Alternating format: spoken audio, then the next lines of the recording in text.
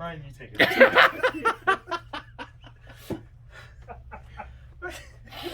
I'll try. If you're watching this, you have good taste. Or bad taste. Or you taste good. That is true. And you'll find out more on this episode of Black, White, and Red All Over, where we read, review, and recommend comics for you. That was good. that was perfect. He's still looking. I'm just gonna grab these. Don't mind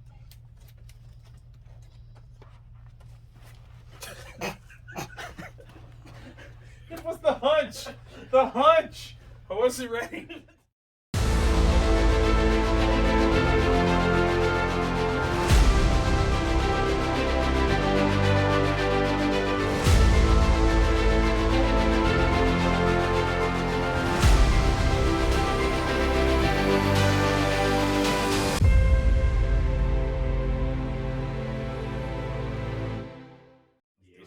Hello and welcome to a brand new episode of Black, White, and Red All Over. I'm Victor Dandridge, the hardest working man in comics. Ryan Seymour, King of Comic Town here in Columbus, Ohio. Yes, and we are back for a brand new week where we have read some amazing books. Yes. And we've reviewed those books, and now we're going to recommend those books. Mm-hmm. So within the next 10, 15 minutes, you're going to get a ton of stuff that you can go into your comic shop armed and ready to go home with some cool things. Yeah. So, yeah. These books you can't miss. Definitely. Speaking of, we've got our Goodreads that should read. Yes. That's how we start off. Some honorable mentions. I mean, these were great books. So if you have some extra cash, grab these. Where do you want to start? We got two that are the same, one that's different. Yeah. Where do you want to go? All right. We were discussing it. Dark Knights We of were. Steel. Let's talk about it. Okay. I think this might be the first time that Dark Knights of Steel has been on the honorable mention side. And It's not always... must. Like, Yeah. it's phenomenal, which just lets you know that's how good the must-reads are. Okay, so for this one, we got Tom Taylor. We love you, Tom Taylor. Putri and Prianto. Okay, so in this world, right? Swords and sorcery, DC, okay? The elves survived the destruction of Krypton, came to Earth, so now they are ruling kingdom. You had the Storms, which was Black Lightning's folks. You had the Amazons. Like, it was a whole thing. There's this prophecy, bad stuff happening. 11 issues of amazing with this one right here. Everything is coming to a head in a big bad way. We know who the real villains are. I'm not even going to tell you. Like, it's been revealed, but I'm still not going to tell you. We know who they are. We know what they are aiming to do. Mm-hmm. This is the time to mount up and try to stop it. But there's always something tricky. Yeah. And it's always the... Because Tom is so good at Billy.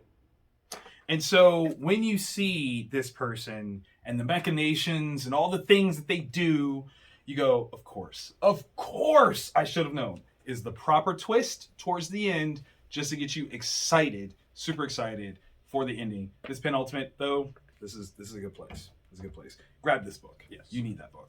Did they do any more of the, I'll call them catch-up? No. There's a trade paperback coming out in the future for the first 6.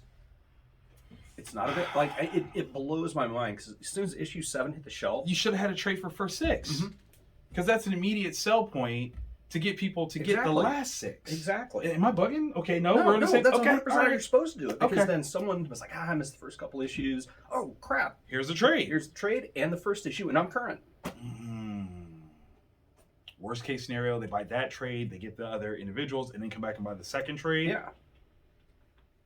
Okay. Yeah. These are the things that, you know, as a creator, as a shop owner, we talk about. Maybe you, as a creative publisher, large scale, might want to institute. Yeah. Have some of us in the room. Yeah, because we'll talk to you. We will talk to you. Yeah. Tell us about the book that is your book this week. All right.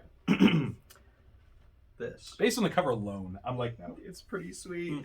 Uncivilized Books is the publishing company. It's Wait, that is what the company is called? Mhm. That is so for you. It's called The Sickness. Same creative team roughly from Black Stars Above. Okay. Which... That was a good one. That was a good one. All right, so we got Jenna Chan on the art. We have my man Lonnie Nadler Yeah. on the writing. Okay, how to describe this? Yeah. Okay, I'm gonna Actually, use. no. I'm gonna flip through this. I'm gonna use manga terminology. Oh. The art in this is awesome. Yes, it is. It's very pencil liney, grayscale. It's got a little bit of realism and a little bit of, I don't know, a little not. I don't even know how to describe it. It's got some bits of like cartooning to it, but not like like funny haha cartoon. Yeah. Oh, it's so amazing. All right, great illustration. So to steal names from manga, this story takes place. Oh, I just saw something I didn't. Yeah. Nope. Yeah. Post World War II, and there are a couple different characters there's a few different threads of story going on. One is a kid who seems totally distracted and not connected to anything that's going on in reality around him. There is a crime scene with a different family that the entire family was murdered except for one person. Which lucky bastards. What is that? Oh yeah. Never mind. Don't even tell me. I don't want to know. What these creators have done is they have taken the pacing of Naoki Urasawa's Monster, and given you that dread where you almost never get a direct look at what's going on. You don't fully understand what's going on. You just know something's wrong, and then they hit you with a little bit of Junji Ito every now and again in the comic book equivalent jump scares, where you see the fullness of it. That did happen to me. Just as a flip, I didn't. It is awesome. There is something going on where people are either going crazy or something is making them do really violent things. The visuals and how they perceive reality, oh my gosh, this is so good. If you've longed for a North American style serialized version of like a manga, like Junji Ito's original stories or Naoki Urasawa's Monster, that's what this is. This is what this is. It is amazeballs. Yeah. I love it. I can promise you I will not read that book, okay? I don't have time for those kind of nightmares. No. That is creepy. Yeah. And I mean it in the best way possible. Yeah, it was really good. Creepy. Okay. It was uplifting. Oh. Okay. So, where do you want to go from there? I don't know. Let's go Steelworks. Okay, I'm with that. Because this one's an interesting one. Okay, so Steelworks, right? Obviously, John Henry Irons. The thing that makes it interesting to me is the writer, who is Michael Dorn, Worf of Star Trek fame, right? So, like, that's absolutely amazing. And partnered with a great artist, Sami Basri. Fantastic work. Very slick, very cool, very stylized. I love it. Here's an interesting thing, okay? Because when we started this new Dawn of DC era, and you had the opening of Steelworks, it was like, okay, this is a cool institution. It's going to, rebuild Metropolis. That's great. But then Lex did his power play with the Superman Corps. And I was like, oh, well, wait. Technically, that's kind of in conflict here. How does that work? It explains. It does. He has a very interesting point. He does. He really does. And it's compared to Lex Luthor's point of view. Yes. I don't think they're not wrong. They're not disagreeing with one another. They're just how to approach it. And that's the You know what's funny? Okay, so we read I think it was Action Comics a few weeks back, and we had a conversation about the dialogue of Natasha. Yes. Funny enough, via social media, I saw there was a lot of people having this conversation where some folks were saying, tone it down, it's not, that's not it. And again, my point of the matter was what happens when a non-person of color specifically takes over to write this book and tries to keep that same energy. This is far more palatable where someone else could take over and we not have any issues with the voice of Natasha. So I prefer this because it does keep an even keel, but the conversations that they are having, I think, are so on point. Right? It's amazing. You've got all these technological opportunities. Yes. You've got people with the intelligence level capable of doing these things, the vision, and to look at it. And I mean, who better to think about this idea of a black man considering the future than Security Officer Worf, okay? Like, come on. Like, that's... I wonder if he could read this in Klingon. That'd be amazing. What does Steelworks sound like in Klingon? If you could phonetically type that below, That would make me happy. Be awesome. Yeah, I'm just curious. But no, I think that there's a very special context and perspective that he's talking about, and the notion of John being the person that's doing it. And because you're, again, John Henry, person that's talking about fighting progress and, automation, let's go away from that. He's kind of using that as the basis. Yeah. Like, that is so, the only problem is the automation is not tech. I won't spoil, but it's so good. Oh yeah. So good. Yeah. This is a conversation. This is a really good conversation. Another fun conversation. Stupid mortals. Right? I don't know. Like, listen, if it wasn't for that short week, We would have never. Not even. That's the thing. Is I'm not a Disney person by any stretch of the imagination, but that short week gave us Maleficent #1, and we're back for #2. Yes, we are. Yes, we are. Big shout out to Sue Lee, handling all the duties yet again. Okay, so I wasn't sure if that first one was just going to be a one-off. The fact that it's not has me even more excited. Yeah. So, but it's like in a weird way because they're not one-offs. Yeah. But you could pick this up and just go. Yeah. And just go. You'd understand exactly what's happening. It's just better if you have read the first one as well. Yeah. Okay, so, spin doctors, 2 princes, interacting in the forest, and, it kind of works as a spin doctor song, doesn't it? Like, a little bit. You know. You haven't heard my spin doctor story, have you? No. Okay, I can't say it on camera. Oh, we will. Special episode. But yeah, so Maleficent. Okay, so here's the thing. Is she's wrong? No, she's minding her business. Yeah. These stupid people just keep coming in and then wanting to interject their own little petty human thoughts. Excuse me. Like, no, you're in my woods. You're in my kingdom. Okay. And you're going to tell me what to do? You gonna talk to me that way? Child. You about to find out. Okay. You've already done the first part. You about to find out. Yeah. And I mean, there's such an elegance with the way she's drawn. There is. Like, it's beautiful. But really, okay, so as a writer, I have to jump into the characterization of her. She is that one, okay? Like, she is the one that you cross the street for because you know better. Yeah. Like, it's not even like just outright out of fear. It's like, I just better don't, Right? Like, I don't not touch fire because I'm afraid to get burned. I don't touch it because no. Just no. Yeah, no. That's too much rationale and explanation. Yeah. The answer is just no. Why don't they have that? Right? They're gonna. You would think. They're gonna. Because she's been there for a while. You would think after generations, people would be like, you know what? Don't go there. Just let her do her thing. You know how Simba was told, like, everything the light touches, where she's at, ain't no light. There's no light. Ain't none. Don't. Like, we saw that in the first issue, where it gets darker and darker and darker. Yeah. Mufasa's like, I don't go over there. No. It's like, but you're king. I don't go over there. No. Light does not touch there. Therefore. Amazing. Why do I love this book so much? I don't know. But, like, it's, the art is killer. Yeah. Yeah. Like, it's watercolory. Yeah. It's angular. It's got. Would you like an animated movie for her character if she's presented like this? Yes. Yeah. Can we get an Into the Spider-Verse version of Maleficent like that? Yes. Sue Lee running the show. Yeah. Creative director, writer, I don't care. Do it. I would watch that forever and just play it. Like, don't be a stupid person. Yeah. Don't be a stupid human. Yeah.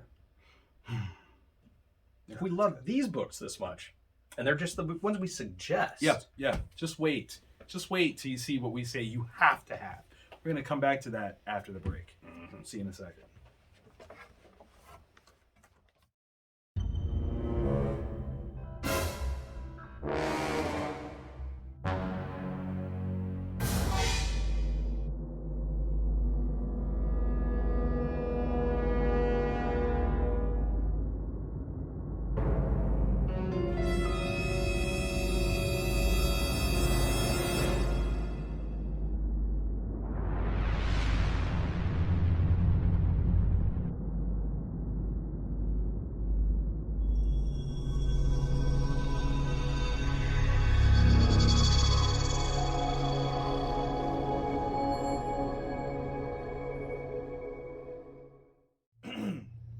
Welcome back to Black, White, and Red All Over. Still Victor.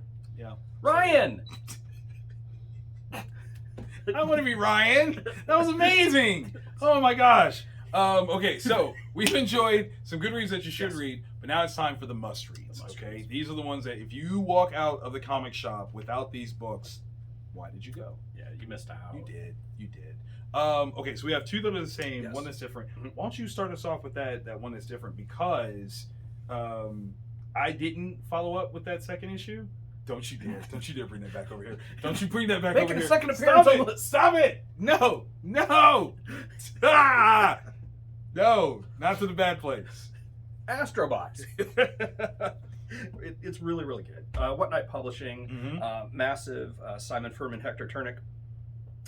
It is like a grown-up Transformers. And I don't mean like... It's not about the sexy. It's this very smart, very political, very social. What happens when you give someone power? Astrobots in this were created by humans to go out and colonize and prepare worlds for humans to go move there, because humans have just wrecked the earth. Yeah. So the first wave of 50,000 humans is about to land and start enjoying the fruits of this terraformed labor, right? Yeah. But all is not okay. Not one bit. The main city is called Atlas City, and that was the name given to it by Atlas, the robot in charge. So right there, it's got characteristics. Characteristics, and if he can be so forward to think that he should be able to name something, what else? Yeah, and you start seeing some Astrobots are more equal than others. We'll phrase it that way, and it's amazing. This is only issue 2. Issue 1. It was fun. It was really good. It maintains. This book is just so, it takes, I grew up with Transformers. Yeah. And it takes the little kid that loved the action figures and whatnot, and then gives something to the 47-year-old, like, you've seen some stuff in your life. Let me speak to that. Yeah. It's just absolutely amazing. I think that's one of the cool things about this is it does have the thing that you can look at and go, as a kid, this just looks amazing. Yeah, just giant robots fighting. Like, that's awesome. But then when you read it, it's higher level. Yeah. Right? It's literature. The layers to it. It sucked to not pick that up, but I literally had 8 books in my hand. Yeah, we both had to make cuts. I had to put books back. It was terrible. And I didn't pick up that one because I knew someone was going to read it on the show. Oh, you knew. You knew. Shazam number 2. Mark Waid, Dan Mora, Sanchez. Say no more. Like, literally, okay? So where the first issue ended, the voice of this vision of Shazam, I've said, like, go back, watch. If the DC movies moving forward aim for that, it will work. It will work. It is quirky enough to be fun and interesting, but not Superman. Yeah. I think that's the biggest problem with what the portrayal between Henry Cavill and Zach Levi were trying to do was, how do we separate them? Yeah, you know, similar power sets. How do we do this? Right. I mean, like, enough that legally that stuff was questioned in the 1940s. But I'm just saying, like, this vibe is for kids, but not childish. And there's a fine line to walk with that, because as an adult, I can read it and it makes me feel like a kid without feeling childish. So last issue we saw at the end, Billy erupts on some people and doesn't know where it came from. And we're dealing with the aftermath of such. And they're trying to figure it out. And they think they have an understanding of it. Yeah. And they are absolutely, maybe, could be, maybe not though. And what this is setting up is something so big that I'm like, how have we never thought of this? Right? This is another one of those times where it's like, how have we never thought of this? Yeah. And what I love about it, kind of like circling to some things, I actually spoke to Jeremy Adams this weekend, he was great. He was wonderful. And we were talking about 1 Minute War. And Mark Waid, he said, was so mad at him for having not thought of the 1 Minute War himself. He's like, it was right there. It was right there. How did I not think of it? Mark, congratulations. I'm mad at you because how come no one has ever thought of this? Like, it is so smart. Like, so smart. That's awesome. Yeah. It's fun. It is just fun comics with superheroes in it, and that's the thing. So grab that. Okay, these are 2 number 2s Mm-hmm. that you need to go home with because they are the ish. There was another number 2 this week. Yeah. Peacemaker tries hard. I didn't get to read. It is amazing. Like we said, we have too many books this week. It's too many. And speaking of the leaning into the DCU, that vibe, the dialogue, Peacemaker as a full-on John Cena character lives in that book. Kyle Starks, man. Yeah. Like, that dude, he does it. Mm-hmm. It's not even that he gets it, he does it. He just does it. Oh. You know who else does it? I was like, I don't know who. They're not number 2 issues. They are 2 issues written by the same man, Mark Miller, from Miller World. Okay, let's do this one first. Yeah. Mark Miller, Matteo Scalera, The Ambassadors, issue 6. The end of this volume. Almost every single issue leading up to this has sold out at Diamond, and they've gone back for supplemental printings. So people are loving this series. Absolutely. One of the biggest things that I am so impressed with is the fact that he was able to sit on the production of this, to wait for everybody to be done so that they could release in an order that is heretofore like untouched. Every 2 weeks we had Ambassadors. Yeah. That's insane. Brilliant, but insane. Yeah. And this issue feels... Yeah, it's $6, but it's thick. It's like a quarter of an inch thick. Yeah. Like, and no ads. None. Like, it's all... Okay, this is all story. Okay, so we have Chun, who is one of the most brilliant individuals. She's amazing. Ever. And altruistic. Like, yes. She, once unlocking the ability to give other people superhuman abilities, she used it for good. Yeah. She selected people that she felt would best exemplify, best utilize these tools that in the wrong hands... She knows would go bad. Yeah. She knows it. Because her husband did the same thing. Yeah. And he's evil as... Evil. And this is that space where the 2 sides, they have to, right? Like, it was inevitable. And to see it come to this... And it's personal. Like, that's the thing. Very personal. There's this vibe, and it's not just two teams. Like, it wasn't New Mutants and the Hellions fighting. Yeah, no. It's the husband and the wife. They're the ones locked in combat. And there's collateral. Their teams are collateral damage. Right. Like, they almost couldn't care. Yeah. Except she does. Because she personally picked everybody. But he don't care. Yeah. He don't care. What was interesting, too, was... Okay, so the showcase of how they went about their selection process and who was on his team versus who was on hers. Yeah. If that's not the truest thing I think I've ever seen. Yeah. Like, that's absolutely what would happen. Yeah. And man. Yeah. Okay, so here's my admission, because I always have an admission when I'm reading Mark's work. Y'all know I'm a huge fan. Huge, without question, absolute fan. And there's always these moments where I go, well, how does that work? And then there's an answer, and I'm like, why did you question? Why did you question? It's right there in that like, panel. It's right there. And that literally happens, like, pages in, where I see something, I'm go, no, that doesn't work. And then with expert precision, the answer is delivered just that quickly. As soon as the question pops up, the answer is given. I go, stupid. And not only am I stupid for questioning it, it's because it will become important as you read the story, because that's why it's there. It is Chekhov's gun, like, in living time, like, all the time when he does it. It's so freaking smart. So freaking smart. That's what I'm going to call you from now on. It's not Mark Miller, it's Smart Miller, okay? That's what his name is. Trademark it. Yeah, that's happening. Yeah, we're marking there too. Good job. Has anyone ever been hit that hard? I don't know. That fight scene is really, really cool because it's reminiscent. What I find fascinating about this book too is her team is very Justice League. Yeah. Very, very Avengers. Where his is like Authority. Yes. Like there's yes. And seeing those two things go against each other, especially like no. You've read the Pro. Remember that scene where everybody else is fighting and they're duking it out like superheroes? Pew pew pew pew. She doesn't. Yeah, that right there. But I'm just saying, man, his hands were still in his pockets. Okay, right. Like, yo. Well, that's his arrogance. Yeah, it's just like, but like, wow. That's 100% his Wow. character, like all the way up to that.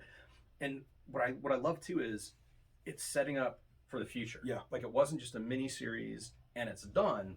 This is volume 1, like Magic Order volume. Yes. Magic Order volume 2. So we've got this, and we know coming up big game. We don't know what all is coming in big game, but I know what I want. I want more of this. they're gonna fight him, right? Yes. Like they have to at some point, Yes. because if it's that shared universe, I'm so excited. will they have needed to keep her husband alive? I beat that Oh out. snap, man! Because Whoa, what if they needed? Because he, right, like in Cotton, we'll edit that out. It'll be like really cool. Like it'd be a beat, but it'd be a necessary one. yeah, Okay, I was wrong on who the traitor was. so was I. Okay, So was I. sorry. You know, although that one, you dirty son of a, can't even you. Oh, I knew it. I was like, I don't know, man. That feels.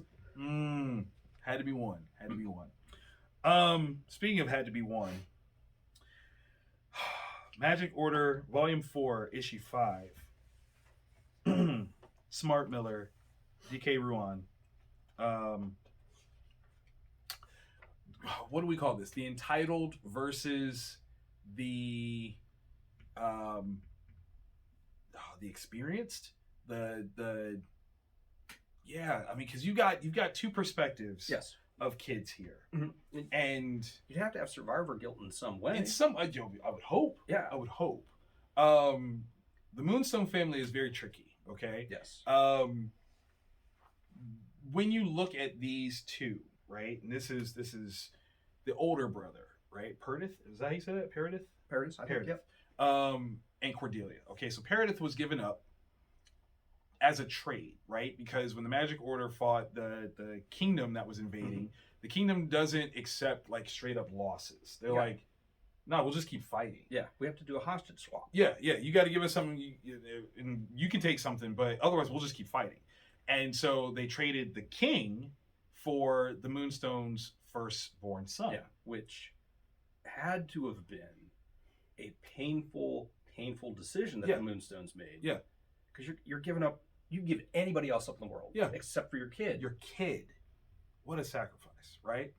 Cordelia was a child of an affair who survived her own abortion. Yeah. Like she willed herself to life. Yeah. She's the black sheep of the family. Hardcore. Every time you expect someone to mess up, you're looking right at her. It's her. Like you're you know who's gonna screw this up? You know who's gonna screw this up, Cordelia? Do you know? Like she's the one. So her ascension to the head of the Magic Order is a miracle unto itself. Yeah. Right? Like because she should have burned herself out, alcohol, bad life choices. All the things. Yeah. All the things. So now we find ourselves in this place and space where there's so much that actually has happened in this volume. I'm like, where do I start talking? Yeah. There's a lot. But sibling versus sibling is the order of the day. Yes. It's what was set up, and huge. Yeah. Huge fight. Because they have to get back to the real world. Yes. This is a side quest, number one. Yeah. Because the Magic Order is being disassembled and rebuilt according to Madame Albany's like view of things. Yeah, yeah.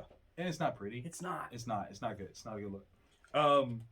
So as an obstacle, Cordelia is reunited with her long lost brother and has to fight him to the death because that's what Smart Miller does. Yeah. To have any hope of going back to saving the Magic Order. Yeah. Imagine being the older brother. Like you finally have your chance to get back at your family. Yeah. Yeah. You're like because you're carrying that chip. Yeah. They gave you away. You were a child, a baby, maybe. Yeah. And he doesn't know her backstory. Probably barely knows her. Like, oh, you exist? Oh, you're my sister. I can finally break somebody named Moonstone. Yeah. It's my chance. Yeah. Okay? All this hurt, this pain that I've been carrying my entire life. It's like Shakespearean. Like right? Almost like in the gravity of all. Borderline Greek tragedy, man. Oedipal. So, Yeah, like the scale, the tenacity, the veracity. And what I love about it is it reminds me of the first fight between Killmonger and T'Challa in Black Panther. Yeah. You have to look at whose motivation is deepest. Whose? Yeah. Who wants it more? I think that's the best. Like that's the best part. And when you get to the end of this book, even after finding out that somebody wanted it more, nah, I wouldn't go back. Yeah. I wouldn't go back for anything. It doesn't matter. It doesn't matter, right? Like, if you're a Moonstone, Earth is gone. Yeah. Earth is gone. I don't care about no, because that is no. Yeah. I don't want to face that. I don't want to face that. I don't. You don't know. Because dang, in the first half, this is like a weird complaint. Yeah. Because I can't just easily go with the break. Yeah. Basically, the first half of the book is just wizard battle. Just like over the top. Yeah. Freaking Doctor Strange, Multiverse of Madness style, just wizards fighting the crap out of each Like, this is other. not Hogwarts, okay? This is for reals. God, this is faux reals. Just the fun that God, DK must have had drawing all of this. Crazy. And my one criticism also, my favorite monster is referenced in this. There's no picture of that monster doing what that monster does. It was really quick. And I was like, woo! And then I turned the page and there's no. Move on. Because there was a lot of bad. There's a lot of bad. Okay, but you just no. I just saving that for the movie. Yeah, live action, baby. Oh my gosh. Yeah. That's how that's happening. Dangling. God, why'd I do that to myself? Gross. Okay. So we read some amazing books. Obviously, that one's book of the week because wow, what a action oriented. It's so fantastic. And serial after serial, he just hits. Smart Miller, y'all. Great stuff. So hopefully you enjoyed what we've recommended to you. You're leaving the shop. You've got these books in hand. Why don't you jump back online, click that thumbs up, let us know that you liked it. Show us a pic. Tell us something. Tell us online. Hey, I got these books because of you. That would be dope. That'd be awesome. Yeah. And subscribe because we do this every week. Every week. We're here for you, telling you things. In fact, we'll see you next week. You want to just go meet them there? I'll stalk them. Both of us will. Slower. Oh, my knee.